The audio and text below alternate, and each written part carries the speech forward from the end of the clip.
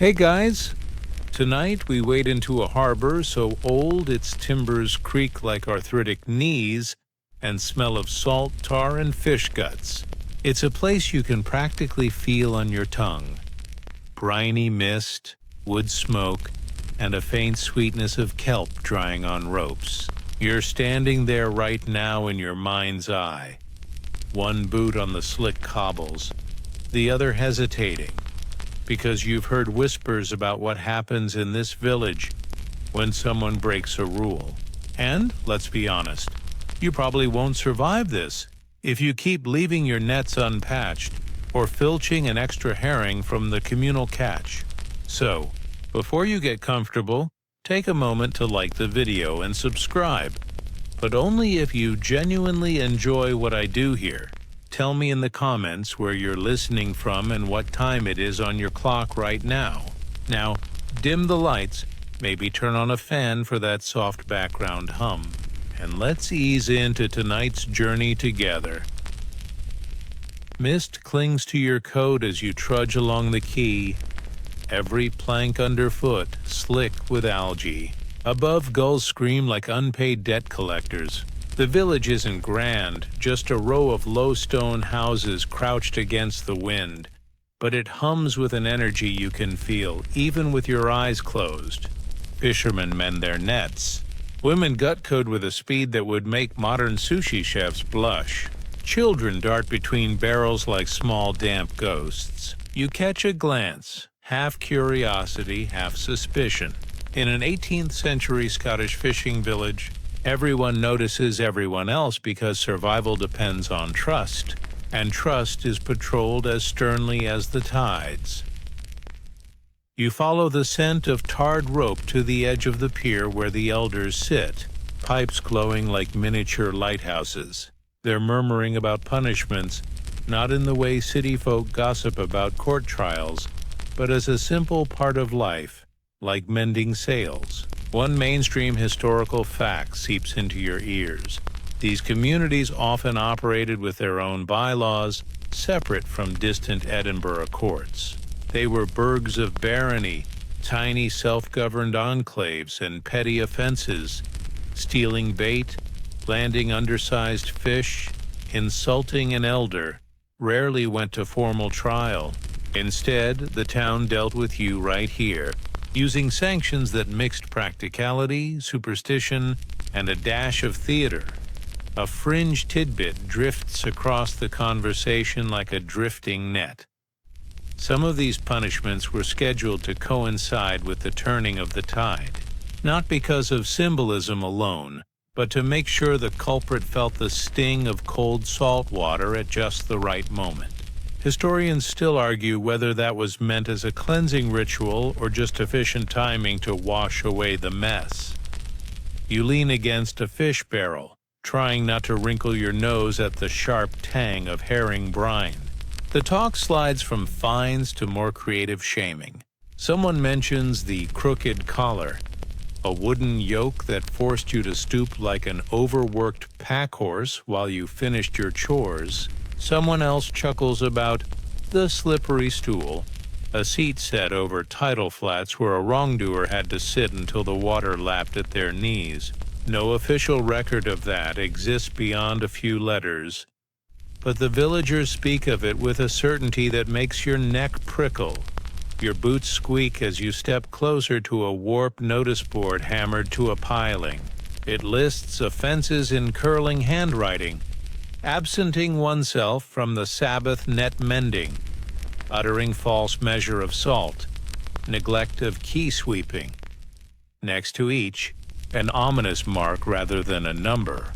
Triangles, circles, and what might be a crude fishtail. The shapes look less like bookkeeping and more like a secret code. An old woman catches your eye and smirks, as if to say, "You're next." You imagine posting a selfie here with the caption "Das Village Justice," but your phone would probably be confiscated as a devil's glass. Someone behind you clears his throat and tells the story of a young deckhand caught stealing bait. Instead of jailing him, a waste of precious labor, They forced him to spend 3 days scraping barnacles off every hull in the harbor, barefoot, while wearing a hat woven from kelp. The hat detail seems almost comical until you realize the kelp was infested with sand fleas. Open punishment plus practical work plus itchy humility. A recipe more memorable than any fine. Your gaze drifts up the hill toward the kirk, its bell tower looming like a warning finger. You'll hear that bell later, but for now, it's just a shape against the fog. The sound of waves slapping against hulls blends with low voices, and you find yourself swaying a little, like a boat at anchor. You picture all the hidden rules binding this place together. Written bylaws, unwritten customs, and the invisible net of reputation. In the 18th century, a bad name could sink you faster than a storm. A boy runs past clutching a carved wooden fish. Probably a toy, but shaped like a cod with exaggerated teeth. He stops to look at you, whispers something about the stocks by the tide, and scampers off. The phrase sticks in your head like a fishhook. Stocks, you know, wooden frames to lock your head and hands. But by the tide? You file that image away as you walk on, mist thickening around you, footsteps muffled. Another elder begins a story about a woman accused of hoarding the best bait for her family. The punishment wasn't flogging or a fine. It was to spend the night watching the nets, which meant standing alone on the exposed breakwater holding a lantern to scare off seals. The wind would cut like knives, and the tide might rise to your knees. This mix of isolation and exposure served as both penance and a warning to others who glimpsed the lonely figure out there. Historians still argue whether such tasks were truly punitive or disguised labor allocation.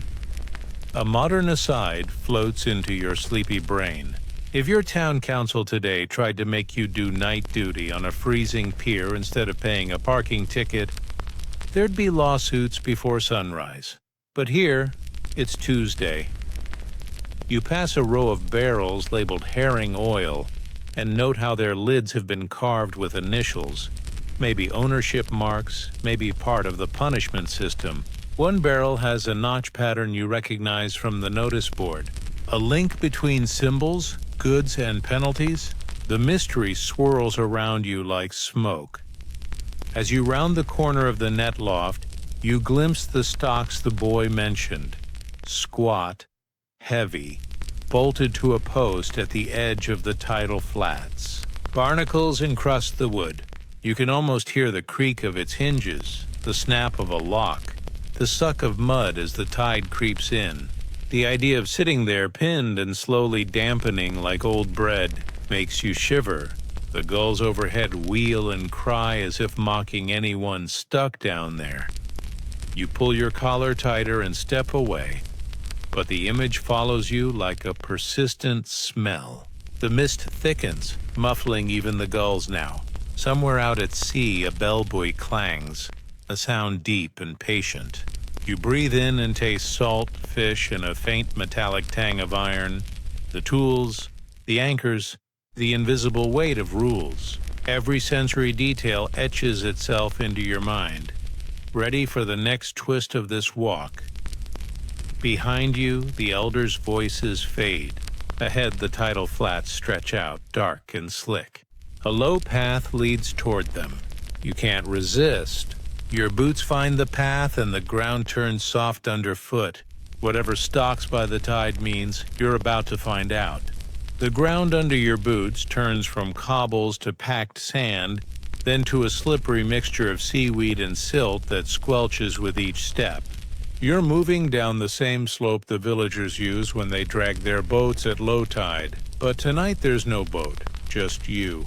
A thin mist, and a smell of salt so sharp it prickles your nostrils. Ahead, shapes materialize, two heavy timber frames bolted into the mud like the ribs of some ancient sea creature. These are the stocks by the tide the boy whispered about, and you're close enough now to see the gouges where wrists and ankles have been clamped.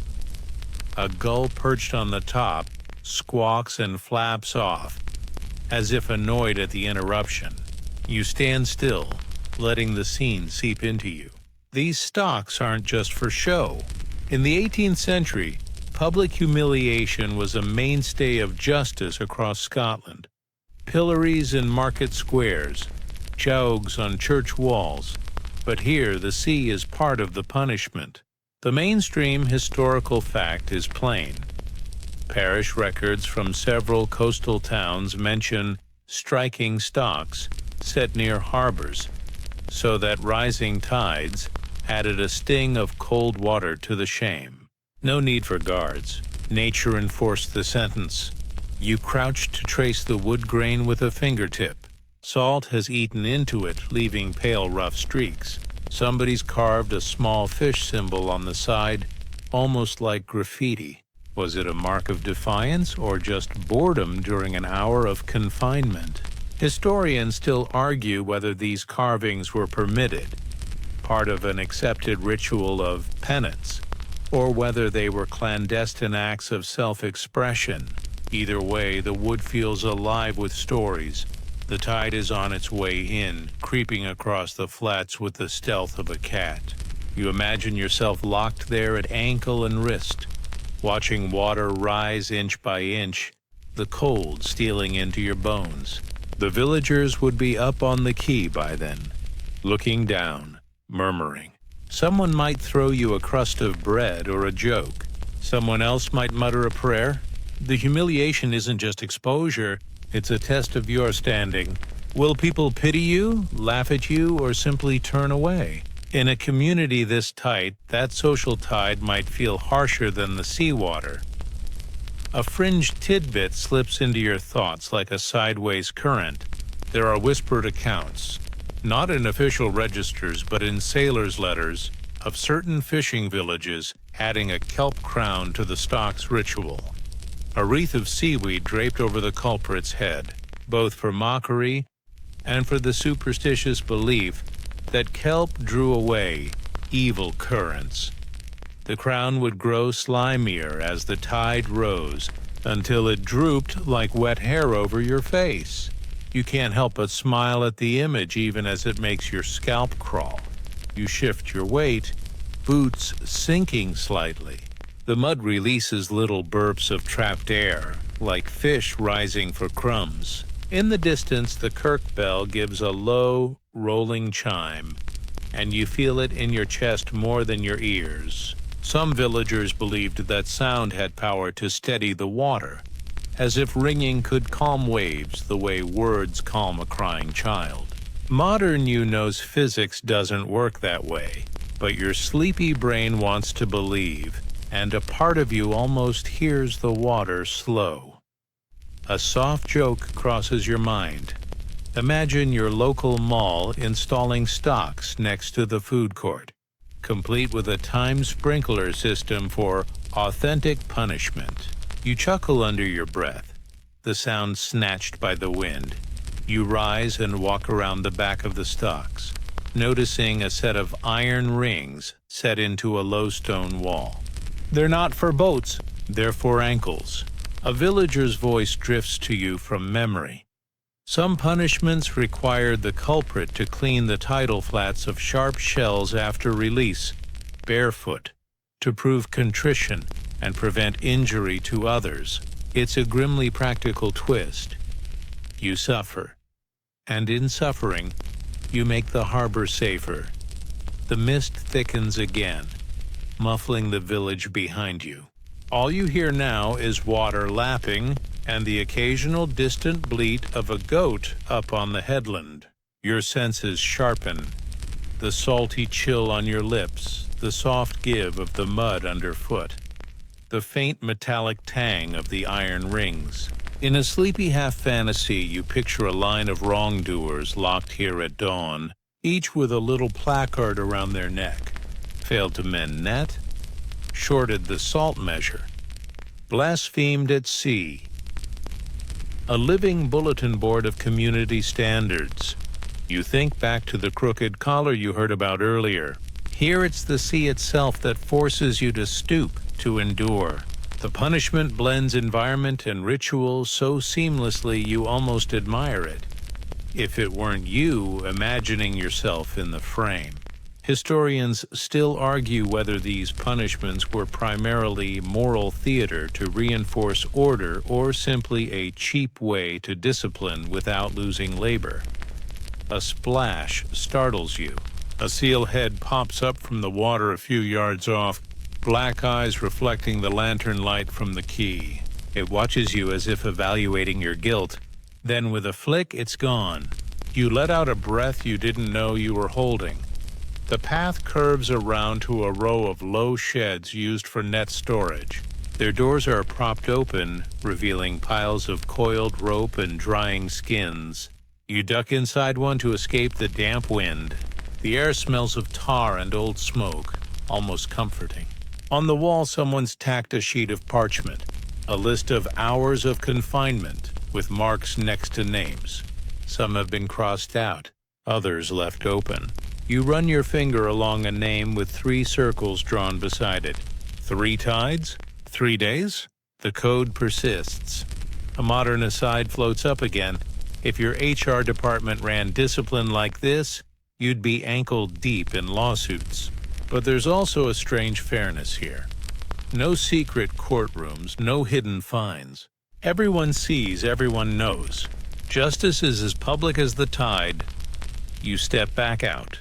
The water has advanced another foot, swirled around the base of the stocks, washing away footprints.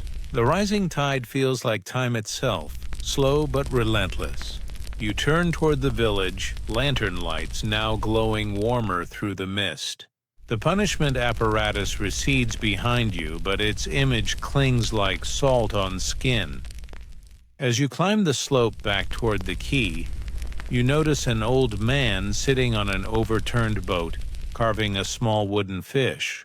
He nods at you but says nothing.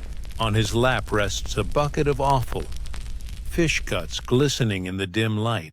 He stirs it with his knife as though it were soup. The smell hits you like a slap, and suddenly you understand the next form of punishment you've heard whispered. Fines not in coin but in fish waste. Your stomach twists with both curiosity and mild nausea. You adjust your coat and head back into the heart of the village, drawn by that reek, knowing you're about to learn why fish gut fines is more than just a colorful phrase. The mist closes behind you, erasing the stalks like a dream fading at dawn. You follow the smell the way a cat follows a warm kitchen. It winds up the quay, past stacks of creels and drying nets, until you come to a low stone shed where a dim lantern throws a sickly glow. Inside, several barrels sit open like giant mouths, and in them, well, you don't need to look twice. Fish guts, gallons of them. Livers, stomachs, shimmering ropes of intestine, all glistening like something a horror movie prop master would be proud of. But this isn't for theatrics. It's currency. In these 18th century fishing villages, cash is rare. Barter rules everything. And the mainstream historical fact here is that fines often came not as coins but as goods. Salt, bait, or most infamously, offal. If you were caught cheating on a communal catch or neglecting a safety duty, you owed a bucket of guts to the parish storehouse. The guts weren't wasted. They became fertilizer for coastal plots or bait for long lines. It's a punishment, yes, but also an economic loop. You lean over a barrel, trying not to gag, and catch a fringed tidbit murmured by an elderly woman, stirring one with a wooden paddle. She says some places insisted the guilty party not only deliver the offal, but stir it at dawn, to keep the spirits from settling. Historians still argue whether this stirring was symbolic, an act of humility, or purely practical to stop the stuff congealing. Either way, the image of a bleary-eyed fisherman swirling guts before sunrise is hard to shake. A man in a wool cap catches your eye. "Late with your net duty?" he asks with a grin. "Better get your bucket ready."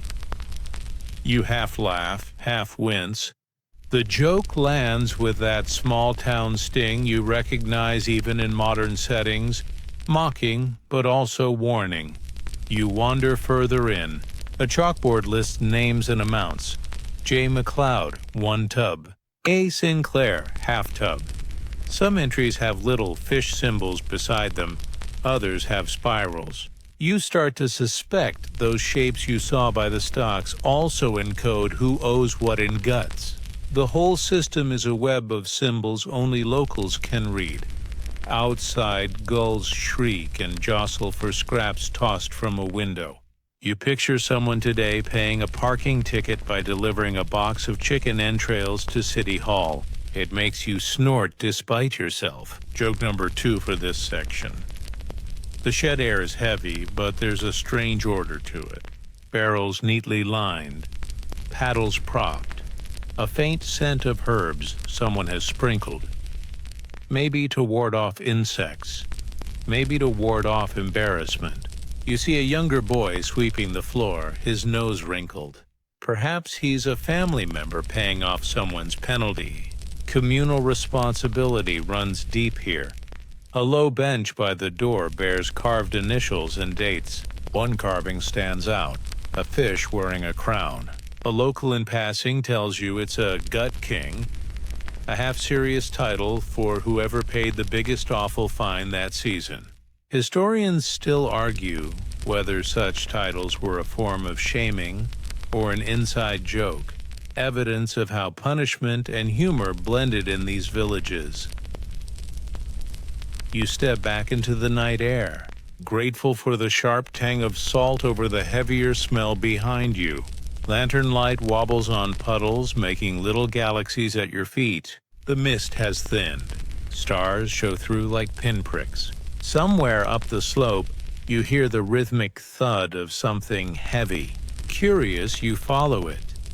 The path takes you to another shed, this one full of salt barrels. People move quietly inside, shoulders hunched, working like ghosts.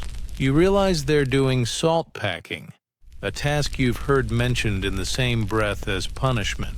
It looks exhausting, stooping over barrels, pouring coarse salt onto fish until your arms ache. And then you remember the whispered phrase, salt and silence. It's waiting for you next, like the tide. But before you go, you glance back once more at the offal shed. A boy is still stirring a barrel, slow circles, his face expressionless. The image etches itself in your mind, a mixture of practicality, superstition, and public shame. You pull your coat tighter, the night breeze catching at the edges, and head toward the salt shed where a hush like a church's before prayer seems to reign. You step into the salt shed and feel at once as though someone has turned down the volume on the world. The clang of gulls fades, the slosh of tide dulls. Even your own breathing seems muffled by the thick, crystalline scent of salt. It hangs in the air like a dry fog, stinging your lips and crunches faintly under your boots. In the dim glow of a lantern, villagers work silently, scooping coarse white crystals from huge bins and packing them over layers of fish in open barrels. Their movements are slow, repetitive, almost ritualistic. This is not just work. Here, it's a penalty, the mainstream historical fact in front of you. Scottish coastal communities relied heavily on salted herring as their economic backbone, and parish records show compulsory salt shifts as a common punishment for small infractions. It was hard, thankless labor, stooping for hours, hands raw from brine, imposed in blocks of time rather than in money fines. A fringe tidbit slips in from the corner of your mind. Some older villagers still call these shifts the White Fast, because superstition held that handling so much salt drew out misdeeds the way salt draws water. Offenders sometimes had to work in silence for the entire shift. If they spoke, extra hours were added. Historians still argue whether that enforced silence was practical. less distraction while working, or symbolic, a kind of monastic penance in a secular setting. You move between the barrels, shoulders brushing rough staves. People glance at you but say nothing, lips pressed tight. You catch the tremor of their breathing and the dull rasp of salt being poured. One woman's hands are so whitened by salt they look like carved marble. She meets your eyes briefly and you feel a pang of something like guilt, even though you've done nothing. The hush makes you want to whisper an apology you don't owe. A lanky man at the far end lifts a heavy sack onto his shoulder and nearly staggers. You imagine doing this after a full day at sea, back bent, fingers cracked, stomach empty. In a modern office, it would be like being sentenced to restock the archives at midnight without pay. Joke number 1 this section. You think of calling it mandatory CrossFit for sinners, but you bite back a grin. Salt clings to your coat as you edge past another row. The smell here is oddly clean after the awful shed, but the air feels desiccating. Your tongue sticks to your palate. There's a small chalkboard by the door listing hours served with tally marks. Someone has doodled a little boat sinking under a wave. You wonder if that was a joke or a plea. At the center of the room, a low wooden platform stands like an altar. On it sits an hourglass the size of a soup pot, sand trickling steadily. A villager flips it without a word. You suspect this is how they track shifts. No bells, no clocks, just the steady fall of grains. You think about how each grain might represent a little piece of your pride, slipping away while you pack salt. A soft cough behind you. An older woman, face lined like dried kelp, gestures at a sack and murmurs, "Carry this." You instinctively reach for it before realizing she's joking. A tiny crack in the silence. Joke number 2. Your laugh is more a puff of air. The enforced hush is powerful. Even your thoughts seem to slow. You remember how earlier you stood by the stocks and felt the water rising. Here it's dryness instead of wetness, stillness instead of exposure. The community uses contrast like an artist. Tide for some, salt for others. Same goal. Public humility and contribution, but different sensory worlds. Historians still argue whether these varied punishments were assigned randomly by elder whim or matched symbolically to the offense. Your fingers brush a barrel's rim. The salt inside glitters like snow under moonlight. You picture a wrongdoer scooping it grain by grain, each handful a silent confession. You also picture your modern self trying to do a TikTok about this. Salt and silence, and being shushed before you even start filming. Joke number 3. Small, but it lands. A door at the back of the shed opens onto a narrow lane. Cool night air pours in, carrying the sound of a bell from up at the kirk. It's a single low note, but it vibrates down your spine. The workers pause briefly, as if acknowledging it, then continue. You step out, grateful for the damp breeze after the parched salt air. The lane climbs toward the church tower you've been seeing all evening. Its silhouette against the night sky looks less like a finger now and more like an exclamation mark. The bell tolls again, steady, summoning. You think of the boy who whispered about the stocks. You think of the awful shed. You think of the silent salt. Now the bell of blame itself calls you. You follow the sound upward, leaving behind the salt and the silence, boots crunching on gravel. Each step you take, the bell grows louder until you feel it in your ribs. A few villagers are walking the same path, lanterns swinging. None speak. It's like a procession, but you're not sure for what. Church service, sentencing, or some hybrid of both. The path bends, and the tower looms above you. The bell swings slowly, its tongue striking metal with a deep, almost mournful boom. You realize you're holding your breath. Whatever punishment awaits up there, it's different again. Public, auditory, unavoidable. You square your shoulders, the night air cold on your face, and climb the last steps to see what the clang of blame looks like up close. Stone steps slick with moss rise beneath your boots, spiraling you upward into the tower you've been eyeing since first arriving. Each footfall echoes softly, and the air smells of iron and damp stone. The bell sound is so deep it vibrates through your chest like a slow drum. You climb higher until you reach a small landing with an arched window. Through it you glimpse the village roofs crouched below, the black water beyond, and the faint white of waves breaking. The mist has thinned, and stars scatter like salt spilled across a dark table. At the top sits the bell itself, massive and dark, its surface scored with nicks from centuries of ringing. A thick rope hangs down into the stairwell like a serpent. On a wooden bench nearby rests a simple handbell, tarnished brass with a wooden handle. Villagers stand around it, heads bowed. One lifts the handbell and gives it a short, sharp ring. The sound is piercing, like a sudden light in a dark room. Everyone looks at you, not accusingly, but expectantly, as if you're supposed to feel the echo, which you do, vibrating inside your teeth. This is the bell of blame, and it's not merely a church instrument. The mainstream historical fact here: many Scottish parishes in the 1700s kept caution bells or stigma bells rung in public to announce the shaming of a sinner or debtor. Especially before kirk sessions, it was a sonic marker of wrongdoing, a way to ensure everyone knew.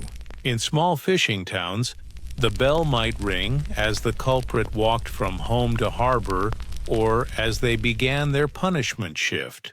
Sound carried farther than sight. Even those at sea could hear. A fringe tidbit glimmers in the story. One elder whispers. In some villages, the accused had to ring the bell themselves 3 times before confession. It wasn't only about marking them to the community, but also about letting them shake loose the evil they carried. Historians still argue whether this was meant as a spiritual cleansing or simply as public theater. Either way, the idea of gripping a bell rope, tugging it, and announcing your own shame to neighbors is both humbling and, if you squint, darkly comic. You're tempted to make joke number 1. Imagine having to ring your own "I messed up" notification before entering a modern HR meeting. Your chuckle comes out as a small puff of mist in the cold air. Below, the handbell rings again, and villagers murmur prayers or phrases you can't catch. One child imitates the ringing with a piece of driftwood, clanging it against the rail. A parent hushes them. The hush feels heavier than any sound. You move closer to the big bell. It's lit at shoulder height. The iron is cold under your palm. Tiny flecks of salt have crusted on it, blown in by storms. A carved inscription circles it in Latin and Scots Gaelic, snatches about sin, sea, and salvation. Someone has drawn a crude fish under the words. Like graffiti again, that fish motif keeps following you. A silent witness. A villager hands you the handbell without a word. Its handle is worn smooth. You feel the weight, then give it a tentative shake. The chime rings out, clear and quick. Everyone glances up. In that moment, you sense how sound travels in this village. Not just physically, but socially. Each ring threads you into a web of memory, shame, and survival.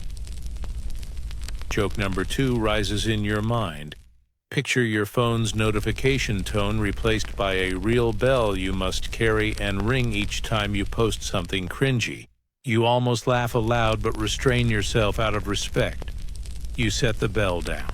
The villagers begin to drift out of the tower one by one, heading back to their homes. The larger bell gives one last slow toll that seems to hang in the night air like a held breath. The echo rolls down the lanes, over the harbor, out to sea. You descend the steps, each footfall softer now. Outside, the night feels changed, colder but clearer. You can almost sense how this sound system, stocks, awful fines, salt shifts, bell ringing, creates a mesh of discipline. No police needed. The whole village is an orchestra of shame and labor.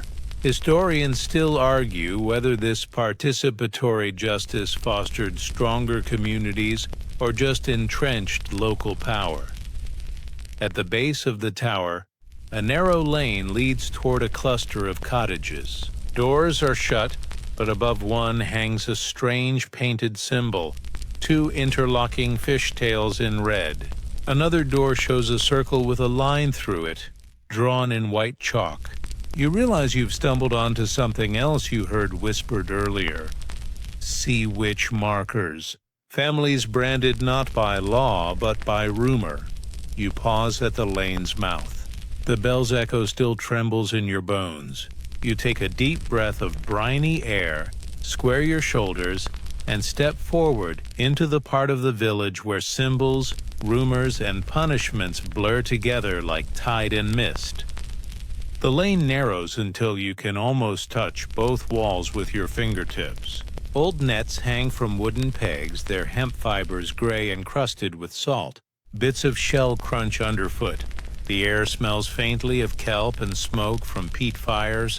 Painted marks, fishtails, spirals, crossed lines dot the doorframes like secret alphabets. Some are fresh, bright red or white. Others are only faint smudges, washed by rain. A woman in a dark shawl glances at you from a doorway. She says nothing, but her gaze flicks to the marks and then back to your face. You realize these are not random decorations. They're the sea witch markers you heard about earlier, whispered as you left the bell tower. In small fishing communities, suspicion stuck as fast as barnacles. A neighbor might chalk a mark on your door after a storm, blaming you for lost nets, a poor catch, or an unexplained illness. No court, no trial, just a symbol. The mark told everyone who to avoid, whose fish to refuse, whose children shouldn't play together. This practice never made the official records like stocks or fines did, but folklorists and local historians have found fragments, letters complaining of devilish symbols in 18th-century parish archives, a single notebook from a traveling minister listing doors, painted for witches in Orkney. Whether it was true witchcraft fear or a handy way to ostracize troublemakers, no one can say. But it left a long aftertaste in these villages. Even today, some locals will scrub their door frames if a stranger draws a shape on them. You pause beside a particularly elaborate mark, two fishtails joined, painted in ochre, curling like an infinity sign. It's almost beautiful. Someone has tacked a small sprig of dried seaweed above it, tied with blue thread. Protective? Accusatory? You can't tell.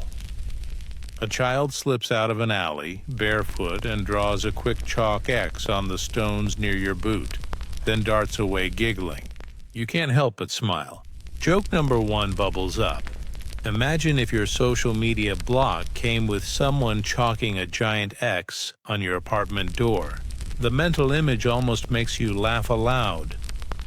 Further along, an elderly man tells you in a low voice that once a family was marked this way, they often ended up banished to the offshore rocks you glimpsed earlier. No boats would ferry them. They had to row themselves out and live on fish and seabirds until some mercy or a shipwreck brought them back. The story has the cadence of a legend, but the man swears his great-grandmother witnessed it. Joke number 2 sneaks in. The village version of remote work was literally being marooned on a skerry. Dark humor, but somehow fitting. You look back down the lane. The mist is thinning again, the tide creeping out. All these punishments. Stocks at the surf, fish gut fines, Salt packing shifts, bell ringing, chalk marks, banishment form a kind of social choreography. In daylight, it might seem cruel. At night, it feels eerie but strangely cohesive, as if everyone knew their part in the play. You step out onto the open quay. The sea glows faintly under the rising moon. Somewhere a handbell rings once, far away, like a punctuation mark at the end of a long sentence. In your mind, the threads of history, folklore, and lived memory weave together like nets. Maybe the villagers' discipline was harsher than it needed to be. Maybe it kept them alive in a brutal environment.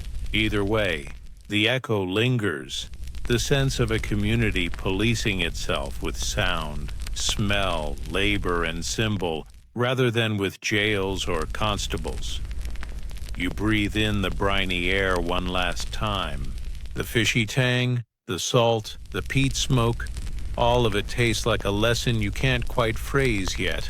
The quay beneath your boots feels solid, but the mist curling around your ankles reminds you how easily lines blur at the edge of sea and land, of justice and superstition. The quay ends abruptly at a low stone wall, and beyond it the sea stretches dark and restless under a thin moon. You follow a footpath that winds down to a narrow strip of pebbled beach. Each stone shifts under your boots with a soft clatter, like muted applause. Out across the water, black humps of rock break the surface. Skerries, the offshore islets that villagers once used as living exile. The wind off the sea carries a faint smell of dried kelp and old rope.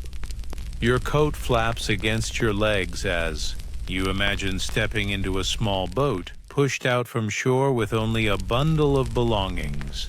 A gull shrieks overhead, the sound startling you. It echoes what an 18th century wrongdoer might have heard as they rowed toward these rocks.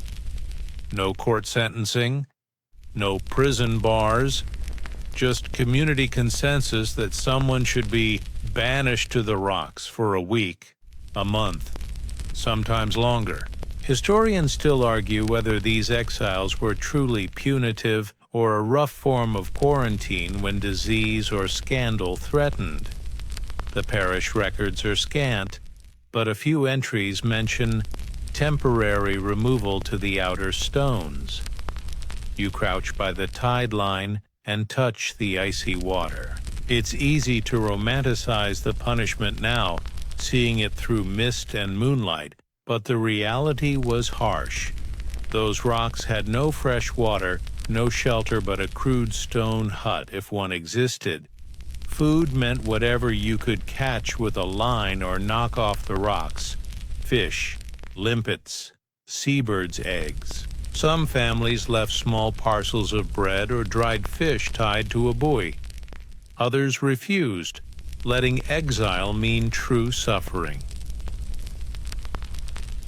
You picture yourself there at dawn, your only companions the screaming gulls and the endless hiss of waves.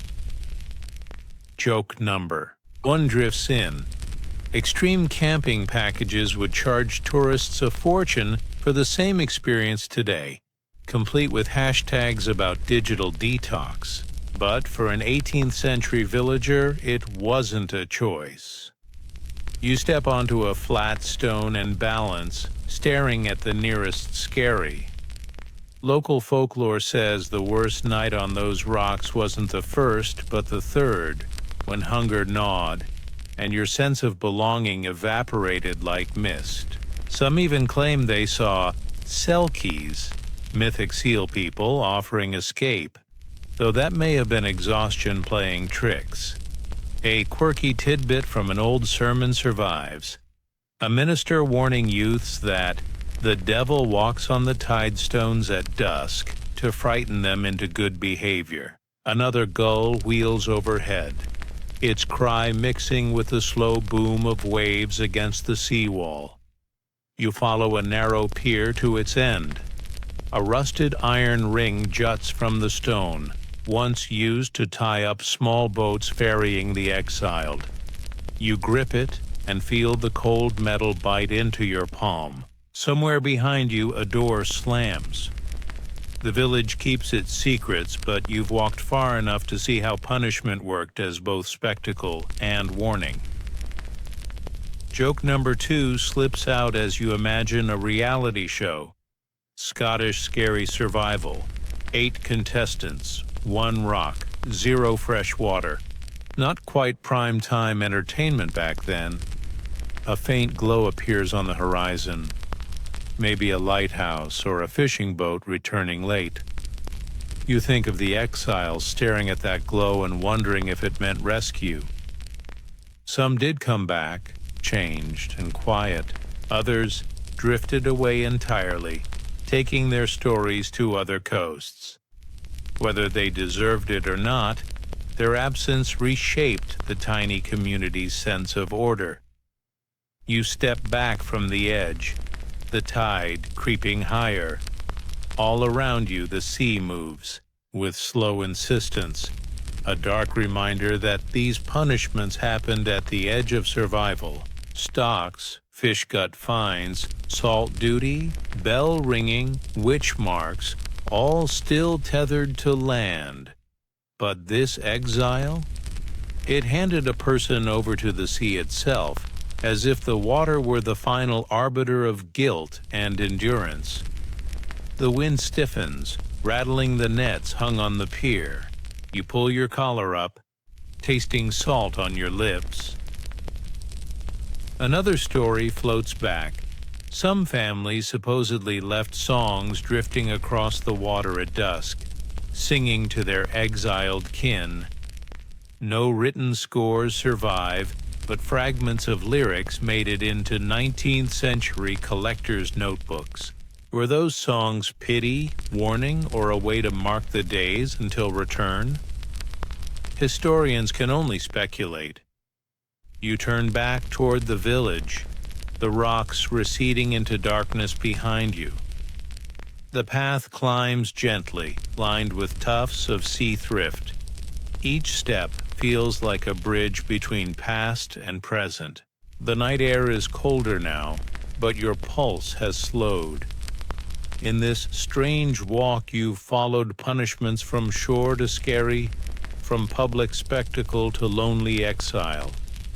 Ahead lies only memory, the nets of stories, songs, and arguments that still tangle these villages centuries later.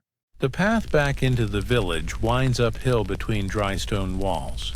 You notice how the night has shifted, the air calmer, the sea a soft hush instead of a roar, even the gulls silent. It's as if the whole place is exhaling. Nets hang on poles like ghostly curtains. They sway a little in the breeze, making a dry whispering sound. You slip your hand across one.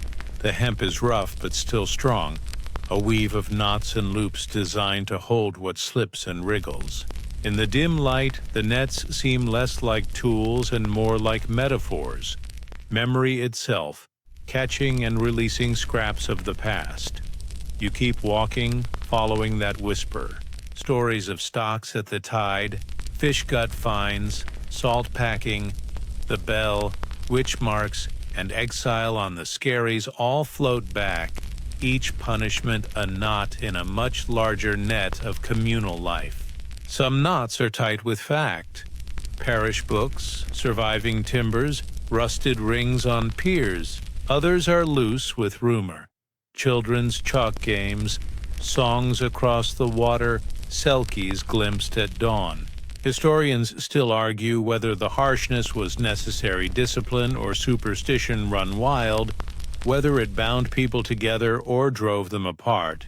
You picture a round table of scholars debating by candlelight, voices overlapping like waves. A quirky tidbit surfaces.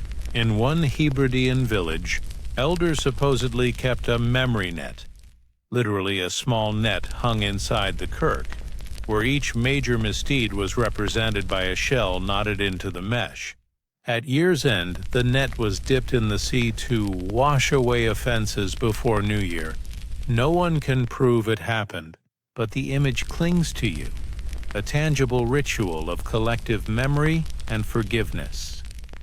Joke number 1 bubbles up as you imagine a modern version. Instead of deleting old emails, everyone tosses a seashell into a communal Wi-Fi router to clear their search history. Even the gulls would laugh at that. You pause where the path opens onto a small green above the harbor. The moonlight glances off puddles left by the tide. An old woman sits on a bench, humming a tune you don't recognize. Perhaps one of those lost scary songs. She nods to you but doesn't speak. You feel the story settling around you, the way the nets settle over a boat's side at night, soft but unyielding. The wind shifts and carries the smell of peat smoke again. You realize that everything you've walked through, punishment, superstition, survival, was less about cruelty than about maintaining a fragile order at the edge of the sea. Without jails or police, villagers wove their own systems out of labor, ritual, and shame. Some of it was harsh, some ingenious, some deeply unfair. But it was theirs.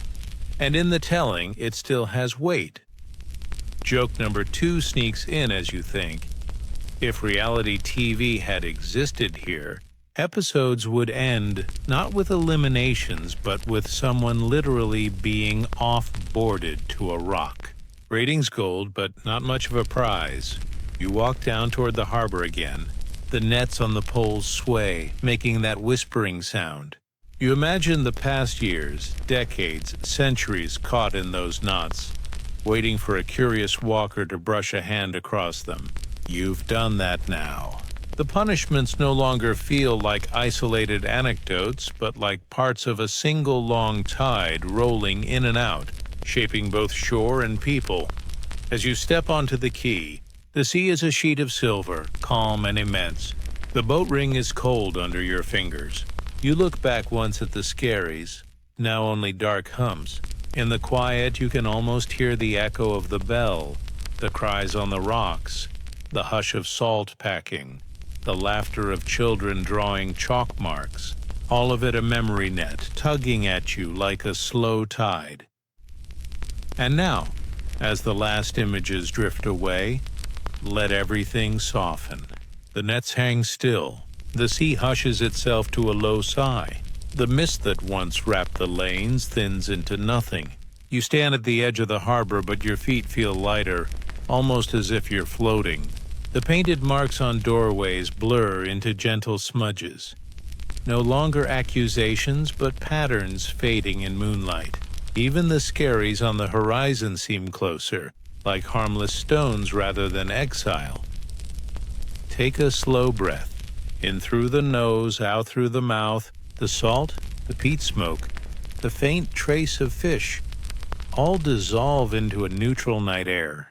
The bell that once echoed in your chest now tolls only in memory, softer and softer, until it becomes just another lull in the background, like the hum of a fan. Every knot of story loosens. Every thread of superstition drifts out with the tide. You can picture the villagers not as stern judges, but as tired neighbors doing their best to survive at the edge of the sea. You can picture yourself not as a visitor, but as someone gently rocking in a boat, safe and still, watching silver water lap at the hull. The stars above stretch wider. The moonlight smooths the harbor stones into a quiet path home. Let that path lead you inward, each step slower, each sound softer. Your eyelids heavy. The tide of words has rolled out, leaving a calm beach behind. Stay there a moment. Breathe again. The story, like the sea, will always be here, but for now it rests. And so can you.